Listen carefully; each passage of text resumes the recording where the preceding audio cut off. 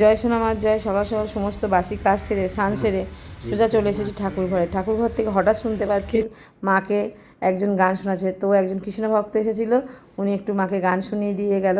প্রায় সময় আসে, আর একটুখানি ভিডিও করতে পেরেছি।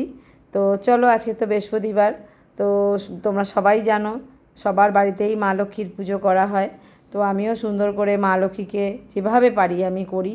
তো অতি অবশ্য সুন্দর করেই মাকে করাই, স্নান করাতে। আর আমি তো ভীষণ ভালোবাসি মায়ের সেবা করতে।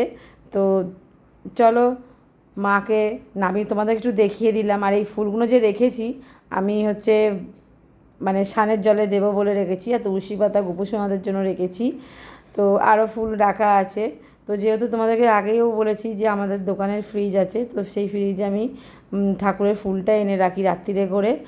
আর আগে বাইরে রাখতাম, তো যেহেতু দোকানে ফ্রিজ আছে বলে তাই দোকানের ফ্রিজেই ফুলগুলো রেখে দিই রাত্রিরে এনে। তো দেখো, এবারে একে একে আমি সমস্ত ঠাকুরকে নামিয়ে নেব। নামিয়ে নেবার পরে আগে আমি সিংহাসনটা সবসময় পরিষ্কার করি, সুন্দর করে মুছে নিই। তো দু সাইডে, এই সাইডটা মুছতে পারবো আর ওই দিকটা মুছতে পারবো। তো যেহেতু মানে সোনামা বসে আছে, সোনামায়ের সামনে মানে ওই দিকটা পিছনটার দিকটা আমি হাত দিই না কিছু। তো সুন্দর করে আমি আগে মুছে নিই। আর মোছার সময় সবসময় আমি কী করি, আমি অন্য কিছু দিই না, একটু হালকা গুঁড়ো সাবান জলের মধ্যে দিয়ে আর একটু একটা কাপড় দিয়ে ভালো করে করে, যেটা মোছার কাপড় আছে সিংহাসন, সেইটা দিয়ে সুন্দর করে মুছে নিই। তো একদম সাদা ধবধবে হয়ে যায়। কারণ অনেক সময় আমরা কী হয়, ঠাকুরকে সিঁদুর টিঁদুর পরাই, তো সিঁদুরের অনেক সময় হয়তো হাতটা লেগে গেলো, সেই হাতের ওটাতে অনেক সময় দাগ হয়ে যায়, এমনি মুছলে যায় না। তো হালকা সাবান গুঁড়ো নিলে উঠে যায়। তো চলো, মা লক্ষ্মীকে নামিয়ে নিয়েছি, আর নারায়ণ লক্ষ্মীকেও বসিয়ে নিয়েছি সামনে এদিকে, আর বড় মা লক্ষ্মীও আছে সাথে, দেখতেই পাচ্ছ।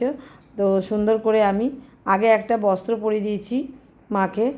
আর এদিকে আমি ঘি মধু নিয়ে নিয়েছি, ঘি মধু একটু মাখিয়ে দিচ্ছি। দেওয়ার পরে তোমরা তো জানোই, টক দই কিন্তু যখনই দিচ্ছ তোমরা, মা মানে যে কোনো পিতলের ঠাকুর দেখবে খুব সুন্দরভাবে চকচকে হয়ে যায়। তো আমি সত্যিই কোনো দিনও কোনো কিছু দিয়ে ঘষি না। অনেকে দেখেছি ভিডিও ছাড়ে, তো তার মধ্যে দেখেছি অনেকে ওই পীতাম্বরী পাউডার ফাউডার ইউজ করে। তো সত্যি করে কথা হচ্ছে, আমি এগুলো একদম মাকে এইসব দিয়ে ঘষি না। আর সমস্ত ঠাকুরকে, শুধু মানে মাকে নয়, শুধু সব ঠাকুরকেই আমি ঘষি না। আমি এইভাবে ঘি মধু আর দই দিয়ে স্নান করাই। এইরকম করে করে রাখলে একদম মা চকচকে থাকে। আর আমাদের তো নিত্য সেবা হয়, প্রত্যেক যাদের বাড়িতেই আছে তারা তো সবাই নিত্য সেবা করে, তো অবশ্য সেই ঠাকুর কালো হয় না। তাই আমি সুন্দর করে এইভাবেই সবসময় স্নান করাই, তোমরা দেখতেই পাচ্ছ। কিন্তু পীতাম্বরী একটা জিনিসই ইউজ করি, সেটা হচ্ছে আমি ঠাকুরের বাসনে অনেকটা নয়, অল্প একটু নিই। আর আর সাবান একটু নিলে একদম সব চকচকে হয়ে যায়। দেখো ঘটি, তো সমস্ত বাসনই চকচকে থাকে সব সময়। তো চলো, স্নানের জলটা মায়ের রেডি করে নিলাম। এদিকে টক দইও মাখিয়ে নিয়েছি, দেখলেই মাকে সুন্দর করে। তো অগুরু, গোলাপ জল, গঙ্গা জল আর হচ্ছে একটু ফুল দিয়ে মায়ের স্নানের জলটা রেডি করে নিয়েছি। এবার মাকে স্নানও দিয়ে দিচ্ছি, দেখতেই পাচ্ছ তোমরা, খুব সুন্দর লাগছে মাকে। আর দেখছো দই মাখাবার পর অনেকটা চকচকে হয়ে যায়, একদম খুব ভালো লাগে। তাই এবারে আমি একটু শুকনো করে মুছে নেবো। তোমাদেরকেও বলেছি যে অতি অবশ্য শুকনো করে মুছে নেবে, মা যেমন তেমনই থাকে, একদম কিছু মানে বলে না দাগ পড়ে যায় হয় না। তো চলো সুন্দর করে স্নান করিয়ে মাকে একটা লাল পেড়ে শাড়ি পরিয়ে নিলাম। তোমরা তো জানোই আমি নিজে তৈরি করি, তো মাকে তৈরি করেই পরিয়েছি। আর এদিকে দেখো, মেজ মা লক্ষ্মীকেও কিন্তু শাড়ি পরিয়েছি, এটাও আমার তৈরি করা। সুন্দর করে মাকেও সাজিয়ে দিলাম। নারায়ণ, আরও ছোট নারায়ণ ছোট লক্ষ্মী দুজনকেই সাজিয়ে দিয়েছি সুন্দর করে। আর সিংহাসনে দেখছো সমস্ত ঠাকুরকে সুন্দর করে সাজিয়ে দিয়েছি। আর মা লক্ষ্মীকে সবসময় একটা করে ওড়না দিই। আর যেহেতু সাদা সাদা রজনীগন্ধা, কালকে সেরকম আমি মানে ফুল আনতে যখন গেছিলাম, তো সেরকম কিছু ফুল ভালো পাইনি, তো ওই জন্য আমি রজনীর মালাই নিয়েছিলাম আর বেলফুলের মালা একটা পেয়েছিলাম। তো এই বেলফুলের মালাটা আমি এই নারায়ণ দুই লক্ষ্মীকে আমি পরিয়ে দিলাম। আর ওদিকে বড় লক্ষ্মীকে একটা রজনীর মালার সঙ্গে গোলাপ দিয়ে গেঁথে দিয়েছি, দিয়ে ওটা পরিয়ে দিয়েছি, তো সুন্দর লাগছে। আর জবা, মায়ের চরণে জবা দিলাম মা লক্ষ্মীকে। মা লক্ষ্মী তো জানোই তোমরা জবা ভালোবাসে। এদিকে মা দেখতেই পাচ্ছ, সোনা মাকেও কিন্তু সুন্দর করে সাজিয়ে দিয়েছি। সুন্দর করে একটা মালা পরিয়ে দিয়েছি, গাছের ফুল দিয়েছি। আর এদিকে হচ্ছে কার্তিক সরস্বতীকেও সুন্দর একটা মালা পরিয়ে দিচ্ছি, বজরংবলীকে পরিয়ে দিচ্ছি, ভোলে বাবাকে পরিয়ে দিয়েছি, জগন্নাথ বলরাম সুভদ্রাকে পরিয়ে দিয়েছি। তো ভীষণ সুন্দর লাগছে। তো আমি ভীষণ সেবা করতে ভালোবাসি। আর কে কে আছো এরকম যে ভীষণ ঠাকুর ভালোবাসো আর সেবা করতে ভালোবাসো, অতি অবশ্যই একটা কথা বলবো, সবার আগে ভালোবাসতে হবে যে কোনো জিনিসকে। সে তুমি ঠাকুরকে বলো আর কোনো মানুষকে বলো। আর যে শিশু সে তো নিষ্পাপ শিশু থাকে, তাকে যদি ভালোবাসো না, দেখবে একদিন ভালোবাসার পরে দ্বিতীয় দিন বাচ্চাটা তোমার কাছে আবার আসবে। এইভাবে করতে করতে কী হয়, বাচ্চাটা ভীষণ তখন মানে তোমাকেও ভালোবাসতে থাকবে। তো ঠিক সেই রকমই আমি যদি একজনকে ভালোবাসা না দিই, তাহলে আমি কী করে ভালোবাসা পাবো? এই যে কমেন্টে উল্টোপাল্টা সবাই লিখছে, তো ভীষণ খারাপ লাগছে। তো সবাই বলবো না, কিছু মানুষ লিখছে যাদের মনে আছে। কিন্তু আমার অনেক ভক্ত আছে, যে সোনা মায়ের ভক্তরা যারা আছে, তারা কমেন্টে অনেক ভালো ভালো লেখে, জয় সোনা মার জয় লেখে। অতি অবশ্য যত সোনা মার জয় বলবে, যত কৃষ্ণকালী মায়ের জয় বলবে, তোমরা কিন্তু অতি অবশ্য ভালো থাকবে। কেন? তার মধ্যে মা শব্দটা আছে। হ্যাঁ, তাই যেখানে দেখবে মা শব্দটা আছে না, তার শক্তি দ্বিগুণ বেড়ে, দ্বিগুণ কেন বলবো, 3 গুণ 4 গুণ, যতটা বলতে পারবে ততই বেড়ে যাবে। তো মায়ের, যে একবার মায়ের নাম নেবে, অতি অবশ্য তার সমস্ত মনস্কামনা পূর্ণ হবেই। তো সেই যাই হোক, দেখতেই পাচ্ছ আমি ঘরটা সুন্দর করে সাজিয়ে নিলাম। আর তোমাদের সাথে গল্প করতে করতে না আমার এতটা মানে ভালো লাগে যে গল্প করতে করতে কখন যেন ভিডিও শেষ হয়ে যায়, আমি কথা বলতে থাকি। তো যাই হোক, আমি সুন্দর করে দেখছো এই যে মাটির এটা আমি সুন্দর করে বানিয়ে রেখেছি। এটা কিন্তু গঙ্গা মাটি, গঙ্গা মানে গঙ্গা মাটি প্রথমে একটা ছোটো আমি কিনে নিয়ে এসে করেছিলাম। তারপরে আমি আবার গেছিলাম যখন বাবুঘাটে জল আনতে, গঙ্গা জল লাগেই আমাদের সব সময়, তোমরা জানো। তো সেই ওই বাবুঘাটের কিছু মাটি দিয়ে আমি এটা করেছি, মানে গঙ্গার মাটি দিয়ে। আর এদিকে দেখো সুন্দর করে চন্দন বেটে নিলাম। এর আগে কিন্তু আমি মাকে সুন্দর করে সিঁদুর পরিয়ে নিয়েছি। তো জানি না সিঁদুর পরানোটা ভিডিওতে উঠেছে কি না, আমি সেটা জানি না। যাই হোক, একা একা ভিডিও করি তো বুঝতে পারি না কখন কি ভিডিও করি। তো যাই হোক, সুন্দর করে সকল ঠাকুরকে চন্দনের ফোঁটা দিয়ে দিলাম। আর এইদিকে দেখো সুন্দর করে ভোগ দিয়ে দিলাম। আজকের ভোগে দিয়েছি আম আর বাতাসা। তো তোমাদেরকে তো এর আগেই বলেছি গাছের আম শেষ হয়ে গেছে, এখন আর আমার কাছে গাছের আম নেই। তো প্রচুর মাকে গাছের আম খাইয়েছি। তো ভীষণ ভালো লাগে মাকে যদি সেবা করি না, মানে অনেকে বলে না মা ভোগ খাও বা এইসব কিছু বলতে হয় না, ভোগ নিবেদন বলতে হয়, মা ভোগ গ্রহণ করো, সেটা বলতে হয়। যাই হোক, আমি না এমন হয়ে গেছে, মনে হয় যেন আমি আমার মানে মানে কি বলবো, মানে মাকে আমি যখন খাওয়াই তখন সেটা আমার মাথায় এতটা থাকে না, অনেক সময় বলেও ফেলি মা খাও, তো বলি। তো যাই হোক, মা সকলের ঘরে আছে, সবার আগে হচ্ছে মনে আছে। তাই মনটার মধ্যে উঁকি মেরে একবার দেখো, অবশ্য মা ওখানে বিরাজ করছে। তাই জয় সোনামার জয় যদি বলো, তোমার কিন্তু মুখটাও ক্ষইবে না বা জিভটাও খসে পড়বে না। তাই কুকথা লেখার থেকে সুকথাটা লেখা ভালো না? তাই বলি সকলে এইভাবে মাকে সেবা করো, মাকে ডাকো, ভালোবাসতে হবে। মাকে কি এমনি পাওয়া যায়? মাকে ভালোবাসতে হবে।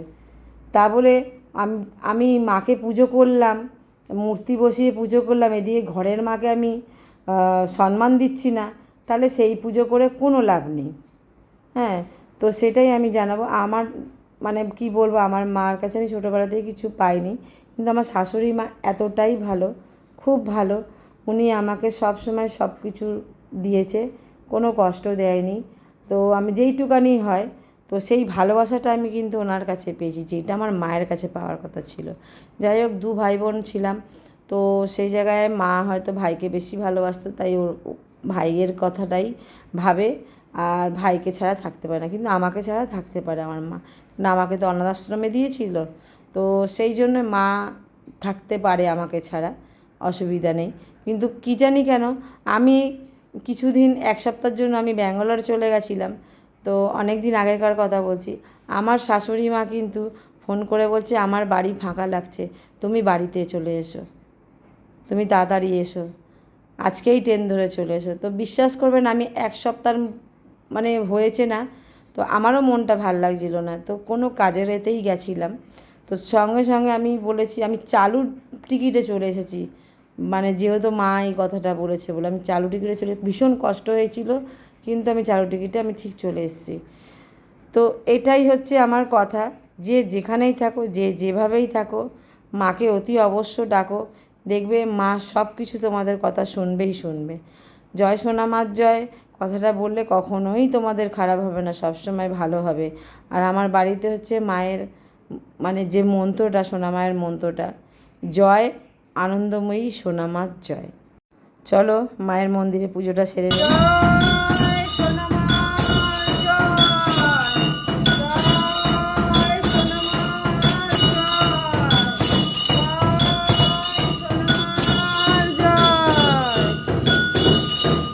মা, মাগো সকলকে ভালো রেখো, সুস্থ রেখো। আজকের গরমটা অনেকটাই কম কমই লাগছে একটু, যেহেতু বাইরের ওয়েদারটা দেখো একদম মেঘলা হয়ে রয়েছে। তো মাকে এখন আমি পুজো দিয়ে নিলাম এদিকে, আজকের বৃহস্পতিবার, আর ঘরেরও পুজো দিয়ে নিলাম। তো এদিকে দেখতেই পাচ্ছ মাকে এখন আমি একটু ভোগ খাইয়ে দেব। মাকে আজকের ভোগে দিয়েছি আম আর বাতাসা। গাছের আম আর নেই, গাছ ফাঁকা হয়ে গেছে পুরো।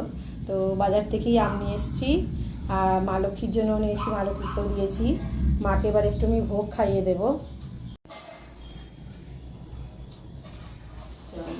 ভোগ গ্রহণ করো মা, ভোগ গ্রহণ করো মা, তুমি সেবা করলে সকলে সেবা করে মা, ভোগ গ্রহণ করো মা, ভোগ গ্রহণ করো মা, তুমি সেবা করলে সকলে সেবা করে মা, ভোগ গ্রহণ করো মা, ভোগ গ্রহণ করো মা, তুমি সেবা করলে সকলে সেবা করে মা।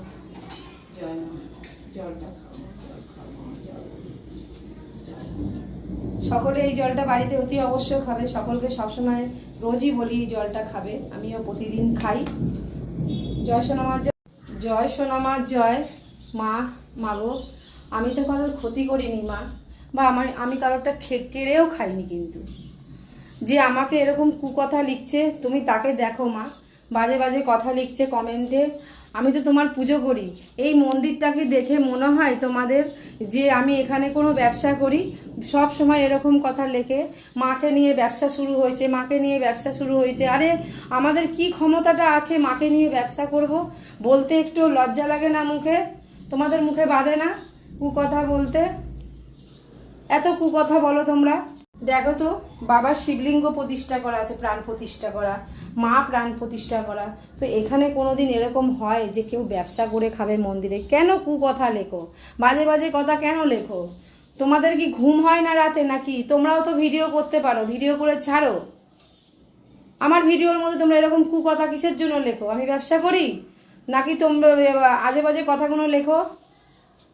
তোমরা বাড়িতে বুঝি বাবা মাকে এইভাবে সম্মান দিয়ে কথা বলো? আমার তো মনে হয় না একদম বাড়িতে কোনো সময় তোমরা বাবা মাকে সম্মান দিয়ে কথা বলছো বলে। যে মায়ের ভিডিওতে যে যারা এরকম কুকথা লিখতে পারে তারা বাবা মাকে কোনোদিনও সম্মান করবে না, আমার তো মনে হচ্ছে তাই। যাই হোক, যারা মায়ের ভক্তরা আছো অতি অবশ্যই সেই কমেন্টগুলো পড়ো, দেখো ভীষণ বাজে বাজে কথা লেগে, খুব বাজে ছেলে।